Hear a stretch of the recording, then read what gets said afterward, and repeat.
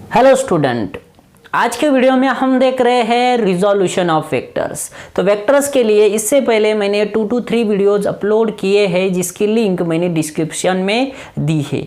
आज हम देखेंगे particularly resolution of vectors in 2 axis and 3 axis also.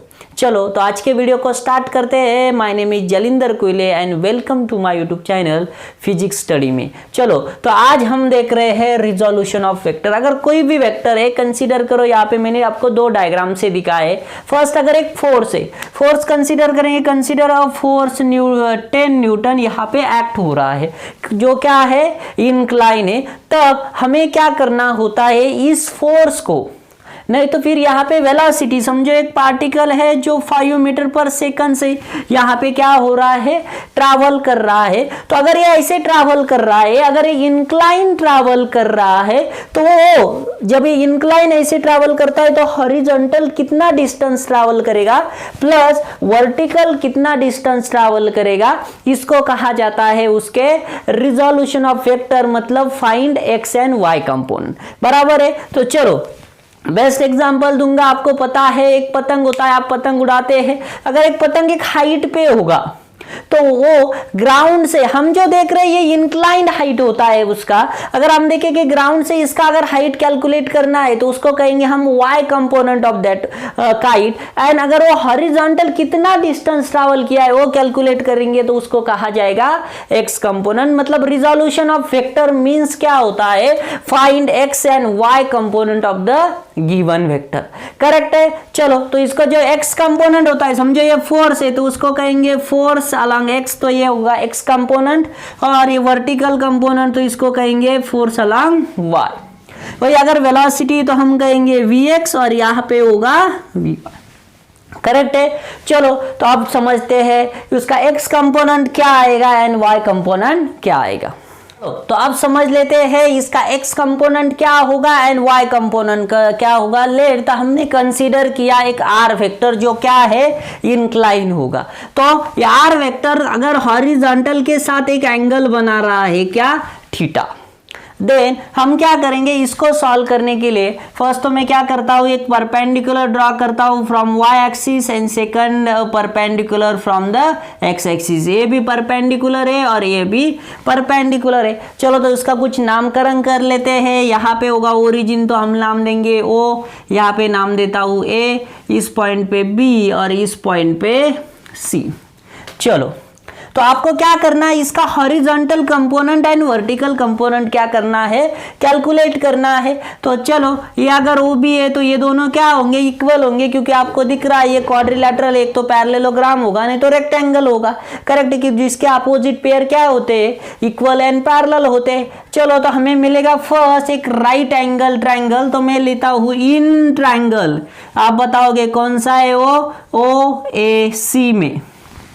First हम कैलकुलेट करते हैं उसका हॉरिजॉन्टल कंपोनेंट, तो हम कहेंगे क्या, cos theta is equals to क्या होता है, एडजेसेंट साइड अपॉन हाइपोटेनियस। तो एडजेसेंट साइड है उसका OA और हाइपोटेनियस है OC।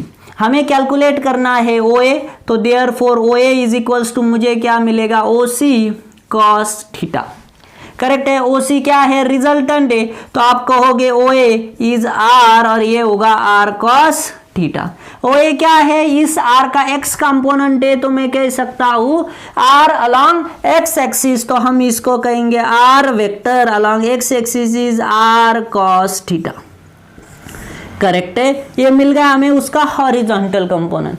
Let's find the vertical component. Vertical component के लिए हम लेंगे साइन थीटा।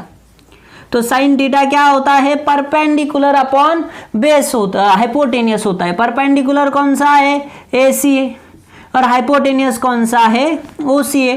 तो हमें परपेंडिकुलर ही कैलकुलेट करना है। AC क्या होगा, OC साइन थीटा होगा।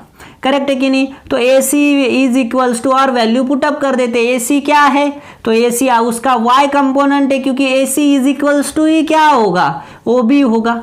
करेक्ट है कि नहीं। तो उसकी जगह पे OB is equals to OC, हमने लिखा क्या, साइन थीटा।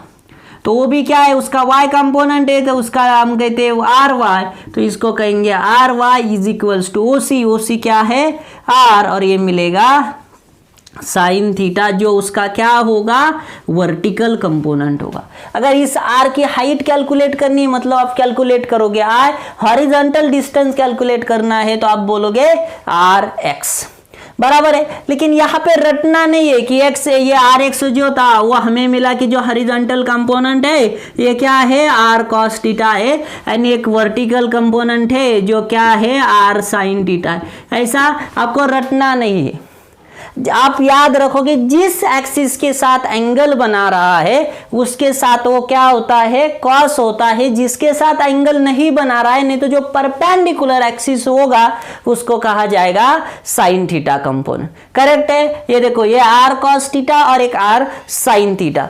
चलो तो इसको और एक ऐसे समझ लेते हैं। चलो समझो, यहाँ पे हमने लिया था एक आर कंपोनेंट, यहाँ पे मैं कंसीडर करता हूँ वेलोसिटी है और ये वेलोसिटी कंपोनेंट है, करेक्ट है, और ये इसके साथ एंगल बना रहा है, समझो थीटा।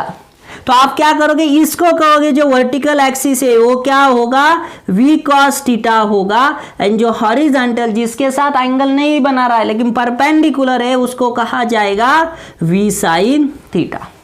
आ रहा है समझ में। ऐसा भी हो सकता है कि आपको x कंपोनेंट गिवन हो, y कंपोनेंट गिवन हो और आपको क्या कहा है, उसका एग्जैक्ट इंक्लाइन कंपोनेंट मतलब रिजल्ट लाइन फाइंड आउट करना हो। तब हम क्या करेंगे, तो आप क्या करोगे, इसको मान लेता हूं मैं इक्वेशन फर्स्ट है और इसको मान लेता हूं इक्वेशन सेकंड। हम क्या करेंगे, स्क्वेयरिंग एंड एडिंग करेंगे। तो देखो r x square plus r y square is equal to मुझे मिलेगा r square cos square theta plus r square sine square theta. Correct है कि नहीं। आर स्क्वेयर तो आ गया कॉमन और यहाँ पे बचेगा cos square theta plus sign square theta. और हमें पता है ये फंडामेंटल आइडेंटिटी है, तो हम लिखेंगे क्या, r x square plus r y square is equal to r square, लेकिन इसका वैल्यू क्या है, 1 है। तो finally r is equal to square root of क्या मिलेगा मुझे, r x square plus r y square. अगर तो एक वेक्टर है जिसका x कंपोनेंट भी पता है, y कंपोनेंट भी पता है, तो आप क्या कर सकते हो, उसकी मैग्नीट्यूड कैलकुलेट कर सकते हो by formula square root of r x square plus r y square. और अगर हमें और जाके उसकी डायरेक्शन मतलब हॉरिजॉन्टल एक्सिस के साथ एंगल कैलकुलेट करना है तो आप यूज करोगे क्या, tan थीटा। और tan थीटा क्या होता है, opposite side upon adjacent side, तो ये होगा r y upon r x.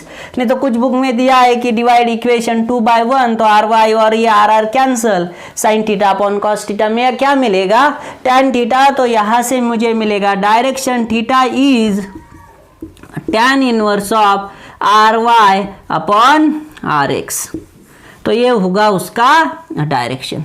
चलो तो एक न्यूमेरिकल से इस पूरे कॉन्सेप्ट को समझ लेते। कॉन्सेप्ट को समझने के लिए मैंने आपको 2 सिंपल एग्जांपल दिए हैं। इसमें हम कहेंगे क्या था, find x and y component of the given vector. First में दिया है फोर्स इज 10 न्यूटन जो इंक्लाइन है 30 डिग्री टू द हॉरिजॉन्टल, और आपको कहा है कि इसका एक्स कंपोनेंट फाइंड आउट करो, मतलब force along x axis, and y component मतलब फोर्स अलोंग वाई एक्सिस।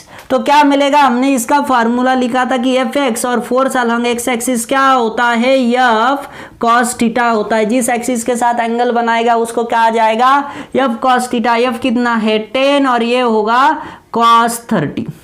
तो 10 इंटू कॉस 30 कितना होता है, √3/2। तो 2 इंटू 5, तो इसका एक्स कंपोनेंट क्या होगा, 5√3 न्यूटन होगा। करेक्ट है ना। अब let's find out it's y component. तो ये मिलेगा एफ वाई, फार्मूला होता है एफ साइन थीटा।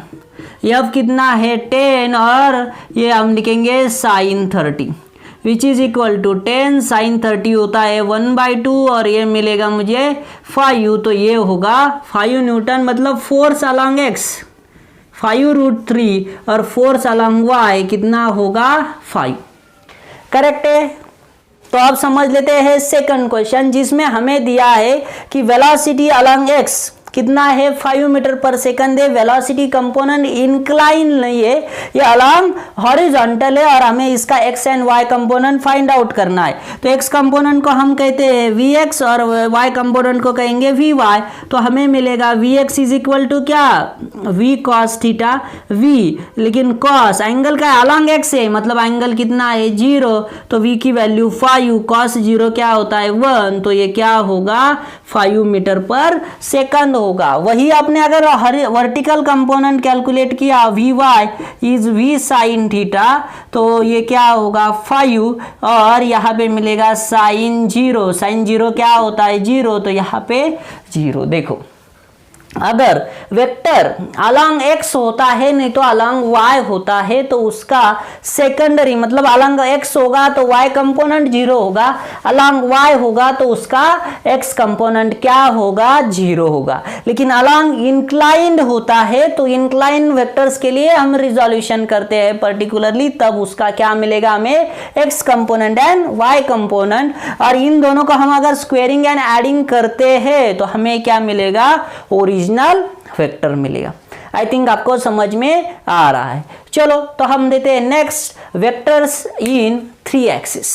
तो हम कंसीडर करते हैं अब क्या, तो वेक्टर इन 3 एक्सिस। अब हमें क्या करने हैं, अगर 3D प्लेन गिवन है और आपको एक वेक्टर गिवन है r जो क्या है सरफेस को इंक्लाइन है, तो हमें रिजॉल्व करना है 3 एक्सिस में। तो चलो ये एक्टर है, तो यहाँ पे इस एक्सिस को मैं अज्यूम करता हूँ, जो हॉरिजॉन्टल एक्सिस है इसको हम अज्यूम करते हैं क्या x एक्सिस, और इसका हॉरिजॉन्टल कंपोनेंट होगा क्या rx, मतलब r अलोंग x एक्सिस। इस कंपोनेंट को मैं नाम देता हूँ y, समझो ये y एक्सिस है और ये कंपोनेंट हम कहेंगे क्या ry, एंड थर्ड जो हमारा x एक्सिस है जो हम यहाँ पे इंट्रोड्यूस करते हैं उसको नाम देंगे क्या z, तो ये होगा आपका r along z axis. Correct है। चलो x के साथ उसने एंगल बनाया अल्फा, y के साथ एंगल बना रहा है समझो बीटा, और ये z के साथ जो एंगल होगा अल्फा बीटा एंड गामा।